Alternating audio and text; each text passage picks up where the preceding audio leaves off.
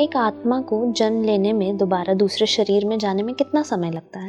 देखिए, एक सामान्य जो बुरे कर्म में रत है उनके लिए कुछ ज़्यादा टाइम नहीं है। उनके लिए सडनली जीव जंतु में जन्म हो जाता है, लेकिन एक मनुष्य शरीर को लेने में, मनुष्य शरीर में भी एक श्रेष्ठ शरीर में जन्म लेने में किसी श्रेष्ठ आत्माओं को लगभग 10-10 हज़ार साल लग जाती हैं। ठीक है, एक महापुरुष को अगर दोबारा जन्म लेना है तो उसको कम से कम कई हजारों वर्षों का प्रतीक्षा करनी पड़ेगी, क्योंकि उसको वैसे माता पिता, वैसा गर्व चाहिए जो उसके समान हो, और आने वाली पूरी जो उसके साथ समुदाय जुड़ेगा वो सब उस समय आने चाहिए। ठीक है, एक आत्मा का जीवन नहीं होता, हम सभी एक दूसरे से जुड़े होते हैं। तो जो इस जन्म में हम आ रहे हैं उसके साथ कितनी सारी सामाजिक चीजें, माता पिता, सब ये सब होने चाहिए। वो सारी आत्मा कलेक्टिव रूप में मिलेगी, उसी समय जन्म मिलेगा। आप ऐसा नहीं कर सकते कि आप ही छूट गए और अगला जन्म कोई अन्यत्र। ये सब आत्मा जो भी अपना कार्य पूरा नहीं किया, इनको भी करना पड़ेगा। इसलिए जब आपको परिवार वाले, कभी हमारे बीच में हम संघर्ष की स्थिति आ जाती है परिवार के अंतर्गत जी, तो हमारे शास्त्र ये कहते हैं कि आपको सहनशीलता बनानी चाहिए, क्योंकि इन सभी के कर्जे यहाँ पर ऋण है। ठीक है, इसलिए आपको ऐसी परिस्थिति में लाकर खड़ा किया है कि आपको अपना वो कर्तव्य, फर्ज निभाना पड़ेगा। ठीक है, अगर आप वहां से मना करते हैं तो फिर अगले जीवन के लिए तैयार हो जाओ, फिर वो दोबारा भी आएंगे, तुमसे लेंगे, और जिस समय आपका चुक गया ये न्यूट्रल फॉर्म में आ जाएंगे।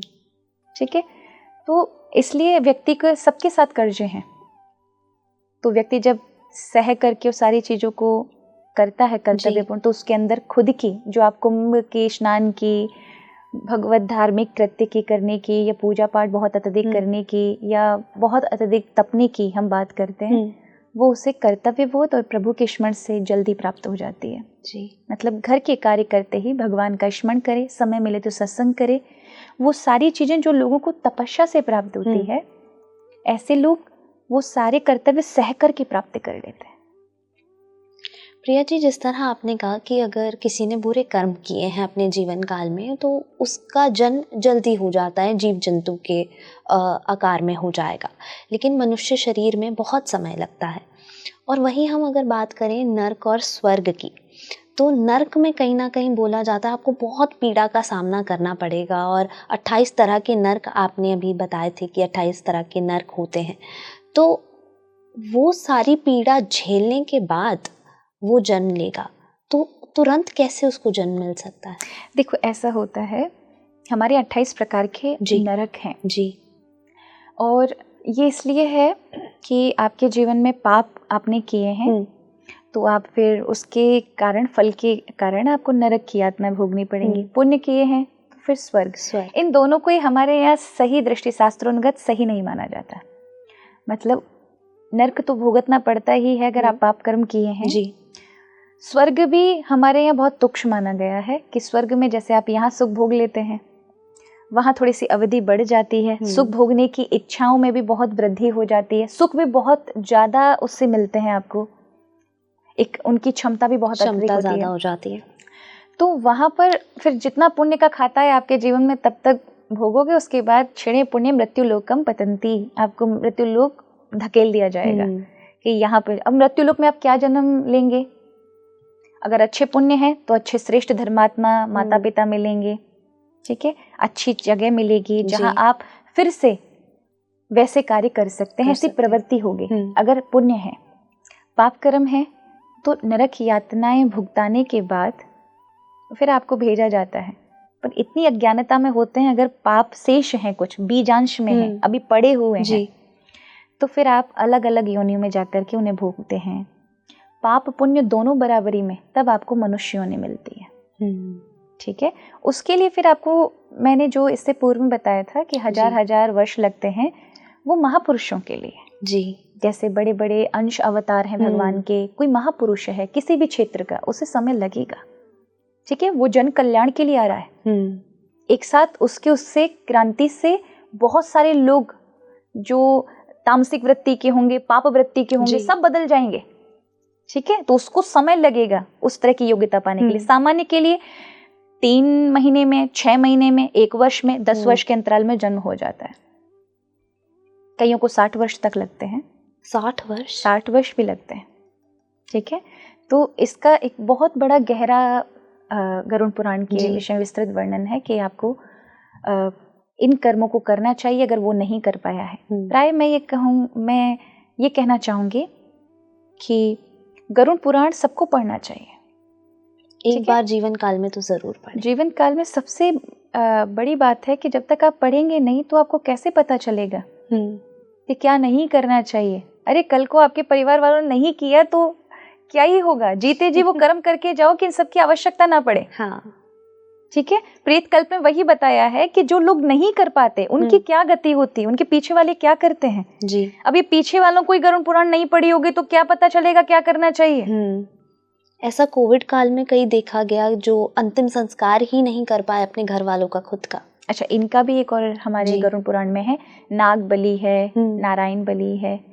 उसमें कोई व्यक्ति है आपका और आपको नहीं पता, अचानक उसकी मृत्यु हुई और आपको उसका शव नहीं मिला। और ये भी अज्ञात की उसमें आ गया ना कि कहाँ मरा, कैसे मरा और उसका शरीर नहीं मिला। ऐसे में भगवान नारायण की बलि वो नारायण बलि कही जाती है, जिसमें ये एक तरह का अनुष्ठान होता है। तो उस अज्ञात जगह पर जिसने प्राण छोड़े हैं वो जरूरी नहीं है आपका संबंधी हो। अगर आप चाहें तो उपकार के नाते किसी भी मनुष्य का आप नारायण बलि वाला अनुष्ठान करा सकते हैं। ठीक है, नाग बलि वो है कि किसी को सर्प दंश से मृत्यु हो जाए, किसी को सांप काट जाए। तो ऐसे में सर्प दंश से जिसकी मृत्यु हो जाए उससे शांति नहीं मिल सकती, उसे भटकना पड़ेगा। और ये निश्चित है। सर्प का विशेष में है कि सर्प डसने से जिसकी मृत्यु हो जाए उसको भुगतना पड़ता है और बहुत एक लंबा पीड़ादायी समय होता है जिसमें वो अशांत होता है।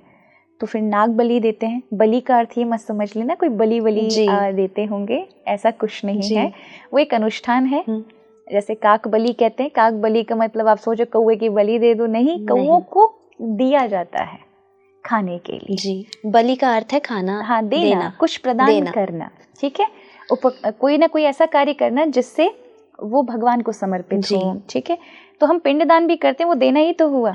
हम कहते हैं ये आकार जो पिंड रूप में है ये आप ही हैं, जिस दिवंगत आत्मा के लिए कर रहे होते हैं कि पिंड का आकार आप ही का ही है।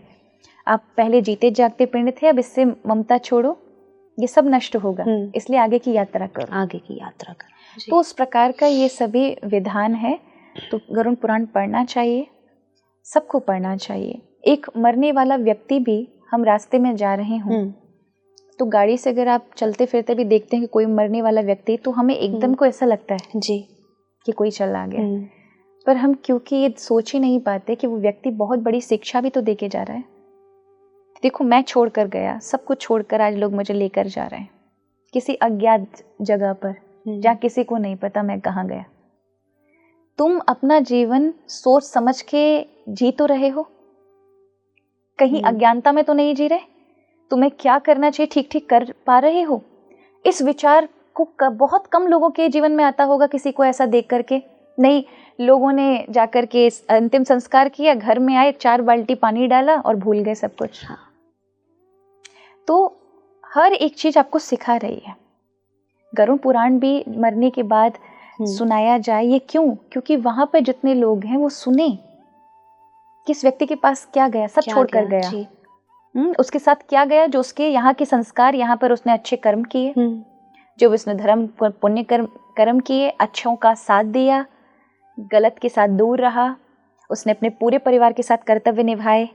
कहीं भी उसमें उसने कोई ये नहीं कि किसी का साथ छोड़ दिया केवल अपने स्वार्थ के लिए जी। उसने हमेशा डेडिकेशन से, सहनशीलता से अपने कार्य किए हैं। उसे उसके फल में भले ही दुख मिला लेकिन उसने सब सहा। ऐसा व्यक्ति सत्कर्मी कहा जाता है।